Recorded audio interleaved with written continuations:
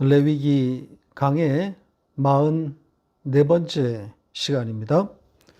레위기 19장 33절로 34절입니다. 같이 읽겠습니다. 거류민이 너희의 땅에 거류하여 함께 있거든 너희는 그를 학대하지 말고 너희와 함께 있는 거류민을 너희 중에서 나은 자같이 여기며 자기같이 사랑하라. 너희도 애굽 땅에서 거류민이 되었었느니라. 나는 너희의 하나님 여호와이니라. 아멘. 역시 지령문이 들어가 있죠. 어떻게 읽으라는 표시라고 했습니까? 나는 너희의 하나님 여호와이니라로 읽으라는 그런 의미죠. 그러니까 거류민 이야기에 하나님을 담아놓았다는 겁니다. 천국 이야기라는 거죠. 천국을 알려주려고 거류민이 등장했다고 생각하시면 됩니다. 그러니까 이 거류민의 이야기, 즉 그들이 경험했던 거류의 그 경험, 그 체험을 사용해서 하나님은 천국을 가르치고 있는 겁니다. 자, 오늘은 이 거류민에 대해서 조금 깊이 들어가 보겠습니다. 우선 거류민이라고 번역된 이 단어부터 좀 보겠습니다. 게르라는 단어인데요. 구르라는 동사에서 파생되었습니다. 이 구르가 등장하는 첫 문장으로 가보겠습니다. 창세기 12장 10절입니다. 같이 읽겠습니다. 그 땅에 기근이 들었으므로 아브람이 애굽에 거류하려고 그리로 내려갔으니 이는 그 땅에 기근이 심하였음이라. 그렇죠? 아브라함이 거류하기 위하여 애굽으로 내려갔다고 되어 있습니다. 그러니까 아브라함이 하나님의 명령을 따라서 본토 친척 그 집 갈대아 우르를 떠나서 남진에서 이 가나안으로 들어왔는데 정작 오자마자 기근을 만나게 됩니다. 복을 주시겠다고 해서 모든 것을 다 정리해서 왔건만 속았다는 그런 생각이 들지 않았을까요? 기근이 기다리고 있었단 말이죠. 그러니 살기 위해서 식량이 있는 애굽으로 옮겨갈 수밖에 없었던 겁니다. 자, 그때 이제 애굽으로 내려간 것을 거류하기 위해서 갔다. 이렇게 기록했습니다. 여기에 쓰인 단어, 거류로 번역된 이 단어, 이것은 거주와는 다른 의미입니다. 이 거류와 거주를 비교하기 위해서 한 문장을 더 보겠습니다. 창세기 4장 16절 같이 읽겠습니다. 가인이 여호와 앞을 떠나서 에덴 동쪽 놋 땅에 거주하더니, 여기 거주로 번역된 이 야샤브라는 이 동사는 앉다, 주저앉다의 뜻입니다. 그러니까 안착하여 산다는 거죠. 반면에 이제 거류로 번역된 그 구루, 이것은 체류의 의미입니다.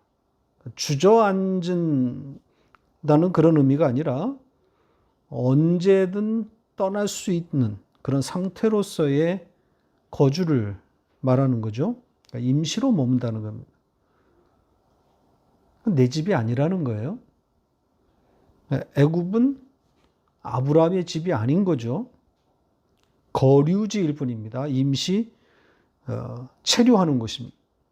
그래서 반드시 돌아 나오게 되는 겁니다. 그의 집은 가나안인 거죠. 그러니까 이것도 상징이에요. 알레고리입니다. 애굽과 가나안. 상징으로 읽어야 하는 거죠. 애굽은 뭘 상징하는 거겠어요? 세상입니다. 해석하면 우리의 인생, 세상살이인 거죠. 반면 가나안은 뭐겠어요? 천국, 하늘나라인 거죠. 돌아가야 할 우리의 집이란 말이죠. 이 이야기는 조금 이따 계시록을 통해서 좀 더 설명을 드리겠습니다. 아브라함뿐만 아니라 그 이후에도 가나안에는 계속해서 기근이 오고, 기근이 오면 그의 후손들은 한결같이 애굽으로 내려갑니다. 자, 그 애굽 체류의 역사를 좀 살펴보겠습니다. 아브라함에 이어서 그의 아들 이삭도 이 애굽과 무관하지 않습니다. 애굽으로 향하다가 돌아선 적이 있었단 말이죠. 보시죠. 창세기 26장 1절로 4절입니다. 같이 읽겠습니다. 아브라함 때에 첫 흉년이 들었더니 그 땅에 또 흉년이 들매 이삭이 그랄로 가서 블레셋 왕 아비멜렉에게 이르렀더니 여호와께서 이삭에게 나타나 이르시되 애굽으로 내려가지 말고 내가 내게 지시하는 땅에 거주하라. 이 땅에 거류하면 내가 너와 함께 있어 내게 복을 주고 내가 이 모든 땅을 너와 내 자손에게 주리라. 내가 내 아버지 아브라함에게 맹세한 것을 이루어 내 자손을 하늘의 별과 같이 번성하게 하며 이 모든 땅을 내 자손에게 주리니 내 자손으로 말미암아 천하 만민이 복을 받으리라. 역시 가나안에 흉년이 들었습니다. 흉년이 들자 이삭은 애굽행을 결심합니다. 그런데 애굽으로 내려가던 도중에 이 블레셋 지역, 바로 그곳에서 이제 아비멜렉이라고 하는 그 왕, 그랄 왕을 만나게 되는데 아마도 애굽으로 내려가는 도중에 잠시 머물렀던 것 같습니다. 바로 그때 이제 하나님이 찾아오신 거죠. 그때 하나님이 애굽으로 내려가지 말고 아브라함에게 말씀하셨던 것과 같은 그런 약속을 주십니다. 내가 네게 지시하는 그 땅에 머물면 거주하면 복을 주겠다는 거죠. 여기서도 애굽과 가나안이 또 대조를 이루어서 등장하고 있습니다. 그러니까 애굽은 가서는 안 될 곳으로, 반면에 가나안은 돌아갈 곳으로 묘사되어 있단 말이죠. 역시 상징인 거죠. 애굽은 세상이요, 가나안은 천국이란 말입니다. 자, 이삭에 이어서 야곱도 결국 애굽으로 내려갑니다. 역시 기근이 배경이었던 거죠. 그러나 애굽에 장사되지 않고 가나안으로 돌아와서 묻히게 됩니다. 보시죠. 창세기 47장 28절로 30절 같이 읽겠습니다. 야곱이 애굽 땅에 17년을 거주하였으니 그의 나이가 147세라. 이스라엘이 죽을 날이 가까우매 그의 아들 요셉을 불러 그에게 이르되 이제 내가 네게 은혜를 입었거든 청하노니 네 손을 내 허벅지 아래에 넣어 인애와 성실함으로 내게 행하여 애굽에 나를 장사하지 아니하도록 하라. 내가 조상들과 함께 눕거든 너는 나를 애굽에서 메어다가 조상의 묘지에 장사하라. 요셉이 이르되 내가 아버지의 말씀대로 행하리이다. 단지 묘자리에 대한 이야기가 아닙니다. 성도의 돌아갈 집에 대한 상징적인 이야기란 말이죠. 성도는 애굽에 묻히지 않습니다. 반드시 가나안에 묻히는 거란 말이죠. 요셉도 그렇지 않습니까? 자, 요셉은 그의 아버지와는 다르게 애굽에서 장사됩니다. 그런데 모세의 명령에 의해서 기어코 그 유골을 파내서 가나안으로 옮겨 묻히게 된단 말이죠. 보시죠. 출애굽기 13장 18절로 19절 같이 읽겠습니다. 그러므로 하나님이 홍해의 광야 길로 돌려 백성을 인도하심에 이스라엘 자손이 애굽 땅에서 대열을 지어 나올 때에 모세가 요셉의 유골을 가졌으니 이는 요셉이 이스라엘 자손에게 단단히 맹세하여 이르기를 하나님이 반드시 너희를 찾아오시리니 너희는 내 유골을 여기서 가지고 나가라 하였습니다라. 요셉의 유언이 함께 소개되어 있죠. 자기의 뼈를 애굽에서 빼내서 가나안으로 옮기라는 내용입니다. 역시 애굽과 가나안이 대조되어 있는 거죠. 자, 왜 이런 이야기가 계속 등장하는 걸까요? 바로 애굽과 가나안이 갖고 있는 상징 때문입니다. 이 이스라엘의 애굽 거류 이야기는 오늘 본문에도 고스란히 담겨 있습니다. 그러니까 이스라엘에 들어와서 지금 거류하고 있는 그 거류민들, 이방인들이겠죠. 그들 사랑하라고 말씀하면서 뭐라고 되어 있습니까? 너희도 애굽 땅에서 거류민이 되었었느니라 이렇게 되어 있습니다. 자, 이스라엘이 애굽에서 거류했다는 것, 자, 이것에 대해서 좀 이야기를 해보겠습니다. 이걸 알아야 이 성도의 세상살이를 명확하게 규명할 수 있습니다.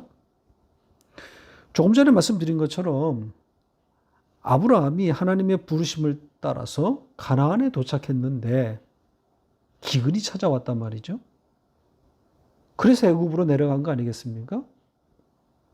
자, 요 사건, 이것부터, 이 상황부터 정리가 되어야 됩니다. 해석이 되어야 되는 거죠.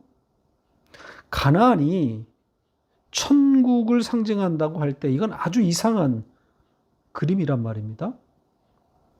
가나안에 기근이 들었다는 거잖아요. 천국을 상징하는 가나안에 어찌 먹을 것이 없단 말입니까? 왜 이런 그림이 등장하는 거겠어요? 그러면 가나안을 천국으로 해석하는 것이 틀린 겁니까? 아니죠. 맞습니다. 천국. 하나님의 백성들이 반드시 기어코 들어가서 묻힐 땅이란 말입니다. 그러니까 요셉은 살아서 묻히지 못하고 죽은 후에라도 뼈라도 가서 묻히는 거란 말입니다. 천국이기 때문이에요. 자, 가나안이 천국이 맞다면 아브라함이 만난 이 기근, 가나안에서의 기근, 이걸 어떻게 해석해야 될까요? 자, 하나님은 여기에 또 하나의 장치를 추가해 놓았습니다. 그러니까 인간들이 생각하는 그 천국이 아니라고 하는 것을 알려주려는 의도인 거죠. 그러니까 이 땅에 건설되는 나라가 아니라는 것을 함께 담아놓은 겁니다. 눈에 보이는 그런 나라가 아니라는 거죠. 자, 예수님께서 그 나라에 대해서 뭐라고 말씀하셨는지를 좀 보죠. 누가복음 17장 20절 21절 같이 읽겠습니다. 바리새인들이 하나님의 나라가 어느 때에 임하나이까 묻거늘 예수께서 대답하여 이르시되 하나님의 나라는 볼 수 있게 임하는 것이 아니요 또 여기 있다 저기 있다고도 못하리니 하나님의 나라는 너희 안에 있느니라. 이 가나안에 대한 기대가 속절없이 무너진 이 대표적인 유대인들, 바리새인들, 이들이 예수님께 던진 질문인데, 자, 그들의 질문에 그 보이는 하나님의 나라, 그들이 여전히 기다리고 있는 그 하나님의 나라가 아니라는 것을 말씀하고 있습니다. 자, 바리새인들만 그렇게 생각했을까요? 아닙니다. 예수님의 제자들도 같은 생각을 가지고 있었습니다. 보시죠. 사도행전 1장 6절 7절 같이 읽겠습니다. 그들이 모였을 때에 예수께 여쭈어 이르되 주께서 이스라엘 나라를 회복하심이 이때이니까 하니 이르시되 때와 시기는 아버지께서 자기의 권한에 두셨으니 너희가 알 바 아니요. 예수님의 부활에 흥분된 제자들이 이스라엘의 회복을 꿈꾸면서 그 이스라엘이 강성해져서 세계를 제패하면 그것이 하나님 나라라고 오해하고 있는 겁니다. 그래서 가나안에 기근이 드는 거란 말이죠. 이 땅에 건설되는 나라가 아니라는 것을 알려주려는 거죠. 인간들이 이렇게 오해할 것을 아시는 겁니다. 아브라함과 또 그의 후손들, 그들이 기대하고 그린 대로 만약 가나안이 정말 젖과 꿀이 흐르는 정말 기근이 없는 그런 완벽한 낙원이었다면 아브라함 그리고 그 후손들은 그 땅을 붙들고 살았을 겁니다. 숭배했을 거예요. 그걸 하늘이라고 착각했을 거란 말입니다. 그러니까 하나님이 알려주려고 한 그 나라에는 요만큼도 한치도 접근하지 못했을 거란 말입니다. 그러니까 그 하나님의 나라가 땅에 건설되는 나라가 아니라는 것을 함께 알려주려고 기근이라고 하는 또 장치가 등장한 겁니다. 자, 나온 김에 이런 하나님의 의도를 또 반영하고 있는 다른 증거를 보여드리겠습니다. 조금 전에 인용했던 말씀 중에 나오는 건데요.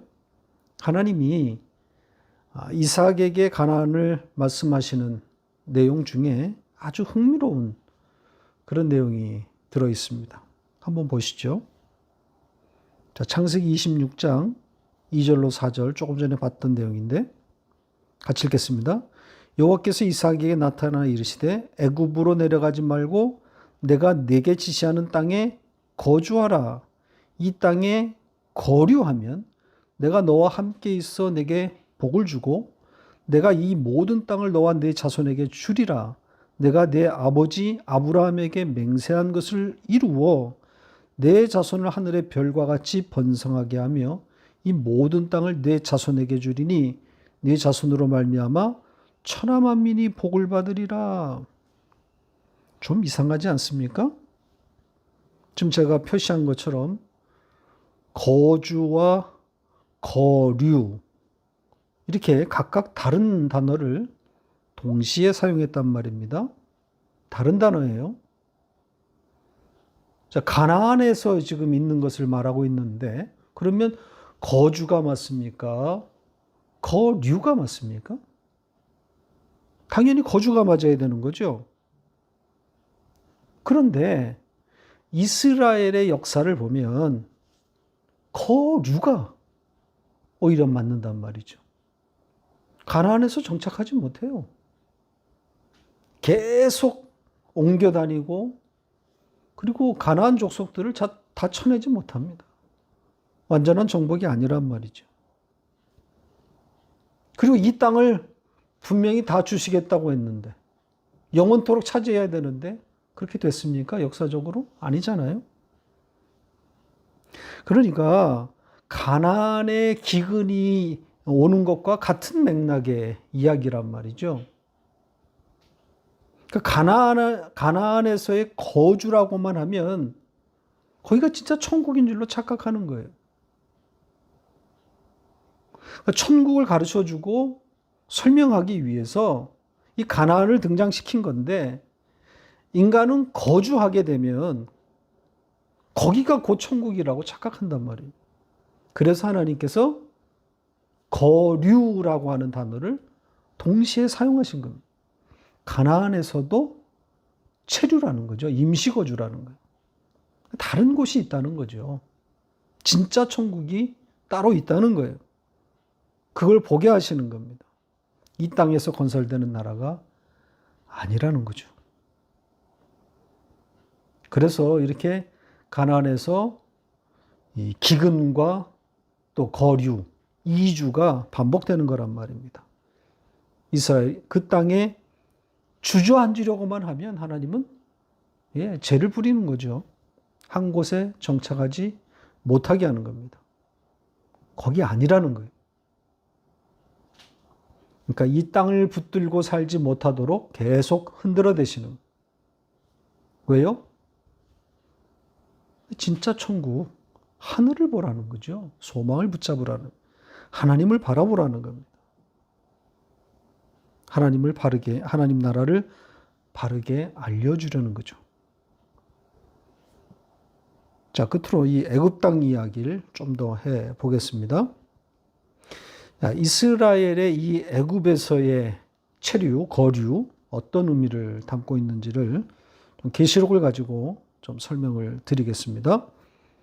애굽이 상징하는 바를 잘 담고 있는 한 문장 먼저 보겠습니다. 요한계시록 11장 8절 같이 읽겠습니다. 그들의 시체가 큰 성 길에 있으리니 그 성은 영적으로 하면 소돔이라고도 하고 애굽이라고도 하니 곧 그들의 주께서 십자가에 못 박히신 곳이라. 완전히 알레고리 천지지요. 상징입니다. 그러니까 애굽은 그들의 시체가 깔려 있는 성이다. 또 주님이 십자가에 못 박히신 곳이다. 이렇게 되어 있습니다. 자, 그렇다면 여기 시체는 누구를 말하는 거겠습니까? 죽은 자들이잖아요. 순교자들이란 말입니다. 바로 여러분인 거죠.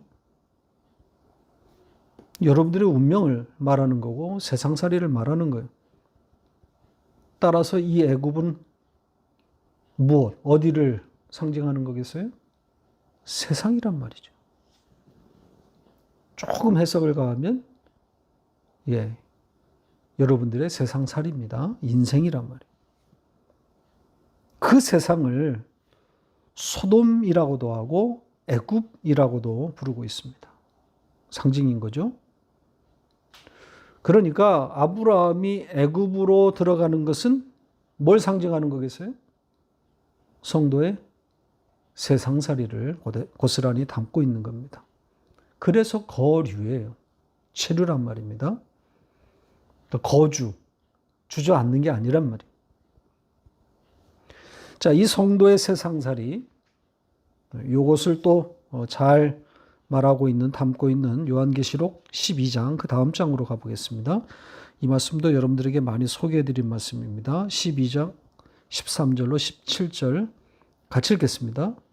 용이 자기가 땅으로 내쫓긴 것을 보고 남자를 낳은 여자를 박해하는지라 그 여자가 큰 독수리의 두 날개를 받아 광야 자기 곳으로 날아가 거기서 그 뱀의 낯을 피하여 한 때와 두 때와 반 때를 양육받음에 여자의 뒤에서 뱀이 그 입으로 물을 강같이 토하여 여자를 물에 떠내려가려 하게 하되 땅이 여자를 도와 그 입을 벌려 용의 입에서 토한 강물을 삼키니 용이 여자에게 분노하여 돌아가서 그 여자의 남은 자손 곧 하나님의 계명을 지키며 예수의 증거를 가진 자들과 더불어 싸우려고 바다 모래 위에 서 있더라. 자, 여기에 남자가 낳은 여자, 교회라 그랬습니다. 바로 여러분인 거죠. 그러니까 그 여자를 독수리의 날개에 얹혀서 양육의 그곳으로 떨어뜨리죠. 거기가 바로 애굽이란 말입니다. 양육을 위한 장소, 그러니까 예수를 받아먹기 위해서 떨어뜨린 그곳, 세상인 거죠. 그러니까 성도는 이 세상살이를 통해서 애굽에서 속절없이 강물에 떠내려가는 그런 경험, 그런 미혹에 빠지는 것을 경험하면서 나 스스로는 빠져나올 수가 없구나. 이걸 배우는 거란 말입니다. 떠내려가는 거예요. 속절없이. 그런데 땅이 입을 벌립니다. 땅이 입을 벌려서 그 용이 쏟아낸 그 물, 우리가 지금 떠내려가고 있는 그 물을 삼켜버린다 그러죠. 그래서 살아나는 거예요. 그걸 뭐라 그럽니까? 이 땅이 입을 벌리는 이 일, 이게 바로 십자가란 말이죠. 그러니까 물에 떠내려가는 건, 속절없이 물에 떠내려가는 건 죄를 말하는 것인데, 거기서 건짐을 맞는 것이니까 이건 십자가 외에는 방법이 없잖아요. 그러니까 성도는 전 인생을 통해서 이걸 배우는 거란 말입니다. 그러라고 세상에 보내진 거예요. 그걸 다 배우고 나면 세상을 털고 원래의 집으로, 가나안으로 돌아가는 겁니다. 이런 성도의 세상살이를 잘 담고 있는 단어가 바로 거류민입니다. 자, 베드로 사도 역시 이 단어를 써서 성도의 정체성을 말했습니다. 보시죠. 베드로전서 2장 11절 같이 읽겠습니다. 사랑하는 자들아, 거류민과 나그네 같은 너희를 권하노니 영혼을 거슬러 싸우는 육체의 정욕을 제어하라. 거류민과 나그네라고 표현했죠. 거류민보다는 외인, 타국인, 이게 더 좋은 단어 선택입니다. 타인과 나그네, 성도의 세상살이를 잘 담고 있는 단어들입니다. 그리고 지금 읽은 이 말씀도 이 명령문으로 번역했습니다. 제어하라, 육체의 정욕을 제어하라, 이렇게 번역했는데 원문은 중간태입니다. 그러니까 수동의 의미로 번역이 되어야 되는 거죠. 제어하라가 아니라 제어당할 것이다. 하나님이 끌고 가시겠다는 거죠. 거류민과 나그네의 삶으로 하나님이 끌고 가시겠다는 것을 담고 있는 겁니다. 그래서 오늘 본문에서도 너희와 함께 사는 거류민, 그 타인들을 학대하지 말고 너희가 낳은 자식들처럼 그렇게 사랑하라, 이렇게 말하고 있는 거예요. 자, 에클레시아, 교회라고 번역된 단어죠. 이 에클레시아 역시 여러분 아시는 것처럼 이 단어와 같은 뜻을 갖고 있는 단어입니다. 세상으로부터 불러내었다는 거죠.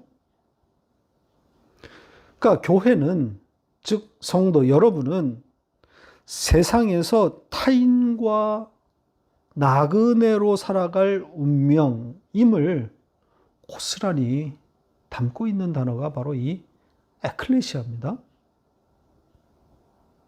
자, 그런데 왜 교회들이 자꾸만 세상 속으로 들어가라 그러는 거죠? 왜 세상으로 침투하라고 가르치는 걸까요? 세상을 정복하자고 그러잖아요. 타인과 나그네가 정복하는 자입니까? 그 반대란 말이죠. 그 세상으로부터 밀려 나오는 자들이란 말입니다. 오늘날의 기독교는 이 정체성을 완전히 놓쳐버렸습니다. 교회가 타인과 나그네의 운명을 가진 교회가 어찌 세상이 자랑이 되어버렸습니까? 주류에 우뚝 서 있습니다. 막강한 힘을 가지고 있단 말이죠. 저는 이런 상황을 보면서 극단적으로는 교회가 아니라고 생각하는 사람입니다. 교회라고 하는 껍데기는 가지고 있으나 내용은 교회가 아닌 거죠. 교회라고 할 수 있는 게 없잖아요. 왜 이렇게 되었습니까? 제 해석은 늘 같습니다. 성경을 잘못 읽고 있기 때문입니다. 성경의 문법 문제인 거죠. 예수와 십자가로 성경이 읽히고 있지 않으니 온통 교훈과 명령만 난무하고 있는 겁니다. 그러니 맨날 세상으로 들어가라, 세상을 정복하라, 이 메시지만 던지고 있는 거죠. 세상으로 들어가기 위해서 또 장착할 무기까지 말해주고 있지 않습니까? 그게 뭐예요? 세상을 정복하기 위한 무기? 네, 착한 사람이 되어라. 이웃을 사랑해라. 세상을 설득하기 위해서는 우리가 깨끗해야 된다. 그리고 내 것까지 내어주는 그런 희생이 필요하다. 예수처럼 살자. 예수를 닮자. 그래야 세상을 얻을 수 있다는 거죠. 지금 여기에 다 매몰되어 있는 겁니다. 다 교회들이 이 길로 가고 있어요. 성경을 완전히 거꾸로 읽고 있는 거죠. 이게 어떻게 기독교입니까? 이웃사랑이 예수와 십자가를 대체해버렸습니다. 대신해버렸단 말이죠. 왜요? 성경을 잘못 읽은 까닭입니다. 거꾸로 읽었단 말이죠. 자, 말씀을 맺겠습니다.